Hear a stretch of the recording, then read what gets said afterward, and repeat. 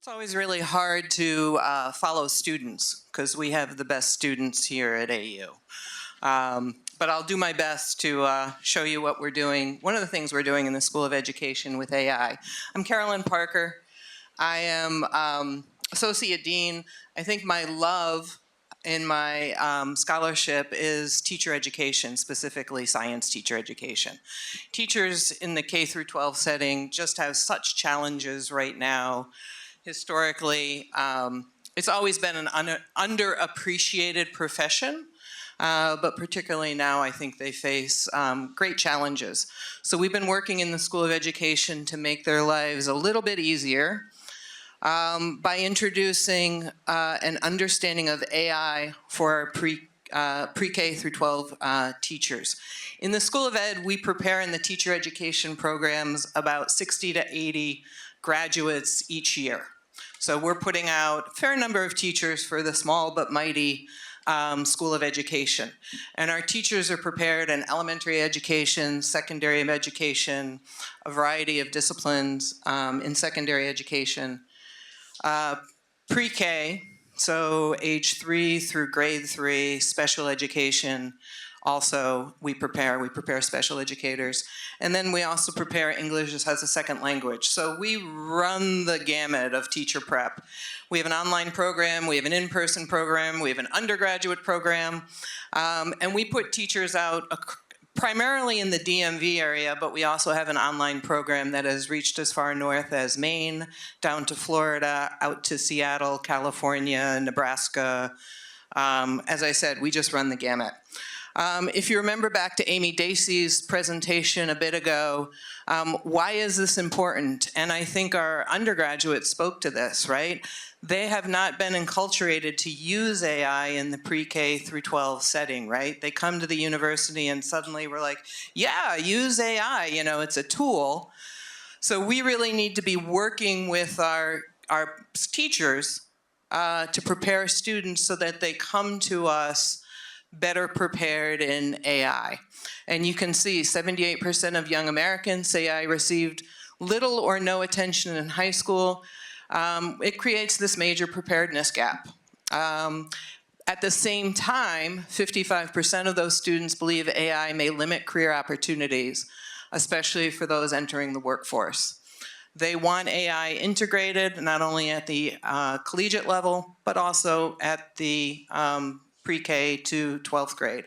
So we've adopted and developed an asynchronous course for our pre-service teacher prep students. We're going to, starting next year, require them to take this asynchronous module. We're going to embed it in a couple of the introductory courses. It's not a 3-credit course. It's a module that's going to take them about 2 or 3 hours to do, and it will be an assignment within a course, with the idea then that kind of levels the playing field for all of our teacher candidates. And then we're integrating AI in various courses across our teacher prep programs. So the purpose is really to build educator AI, ethical awareness, and instructional application. 2 summers ago, as I was kind of thinking about AI, Ethan Mollick, who's up at Penn, wrote a book called Co-Intelligence, which has really formed the way I think about AI.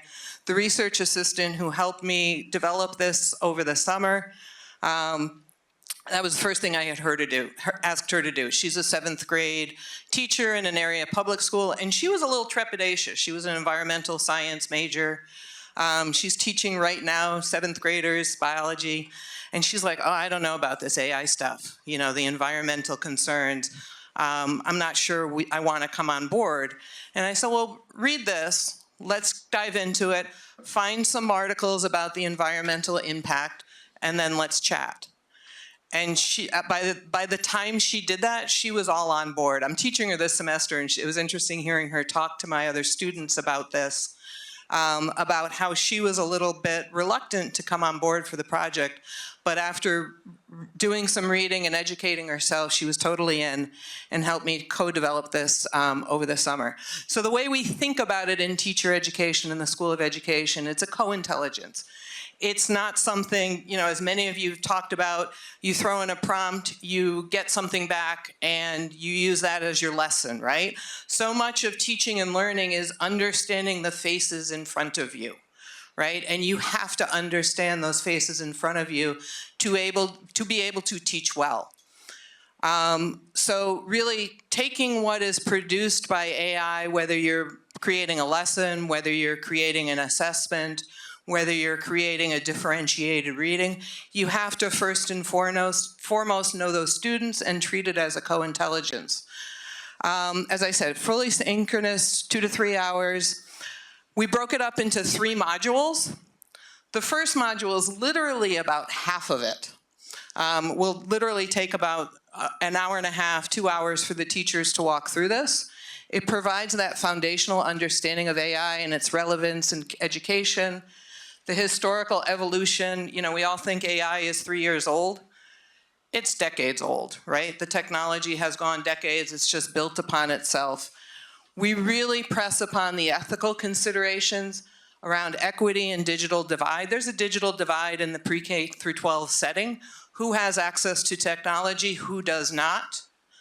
And trying to ameliorate some of that digital divide by offering this to all of our teachers and creating that equitable access across the School of Education, which is aligned to our vision and mission.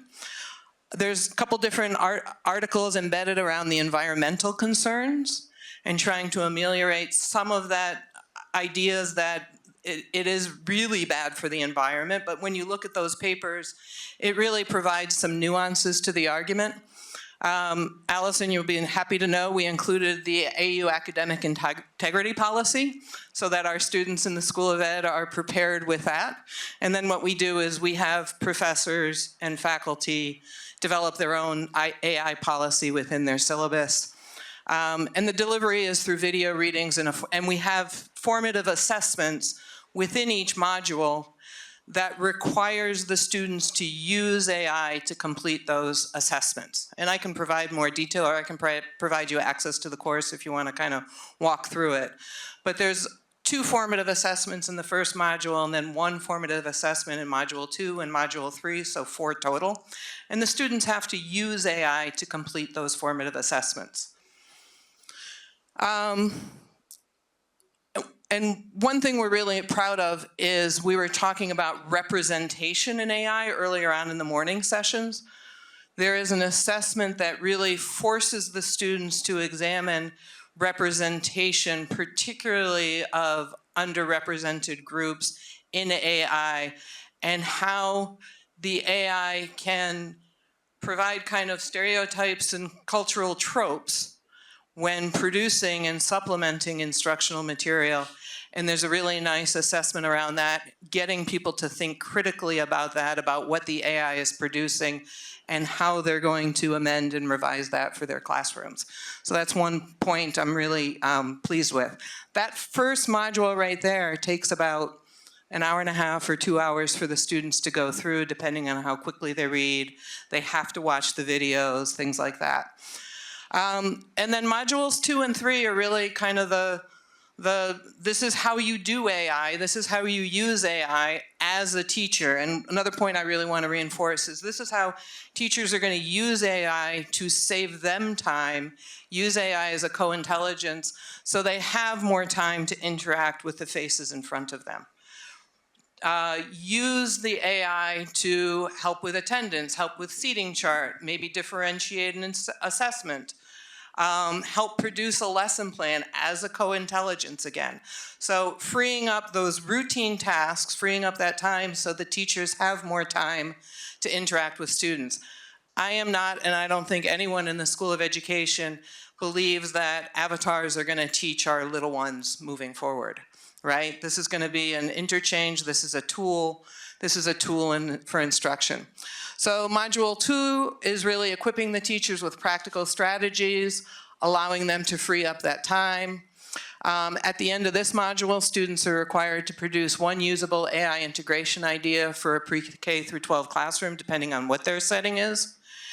And then the last one is really around prompt writing, right? Because they are not computer science folks, right? Where they are writing prompts and are skilled in that, right? So these are people who have a variety of backgrounds. Our MAT people particularly, we can have people who are, we have one right now, she's a reformed lawyer, right? Who's coming to us to teach social studies.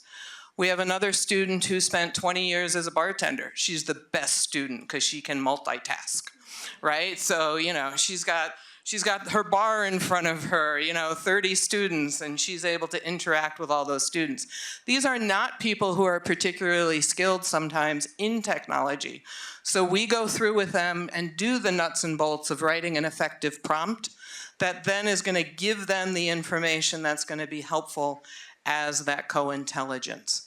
And the idea here is that, as I said before, I started with, we're preparing teachers for the DMV area, Montgomery County, DCPS, Fairfax, Anne Arundel, Prince George's County. Each of those settings have different requirements, different curriculum, different ways of writing lessons. We do a really good job of unifying what teachers do in the classroom, and I'm being facetious with that, right? They're produced for all these different settings. So you want to provide them these general tools that then as they get into their school settings, they get into their classrooms, they can continue this journey through the professional learning that the school setting is going to provide them. But this is really providing them that initial access, that initial exposure to AI as a co-intelligence. It very much aligns with our School of Education's equity-minded vision and mission that everyone should have access to these tools. It functions as a starting point.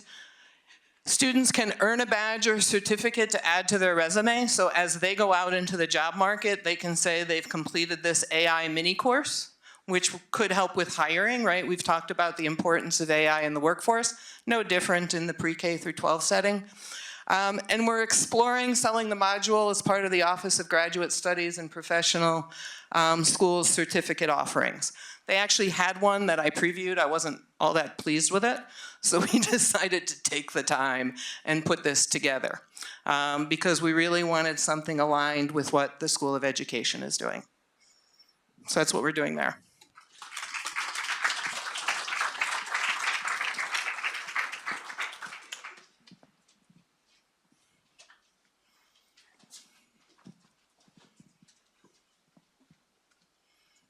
Thank you.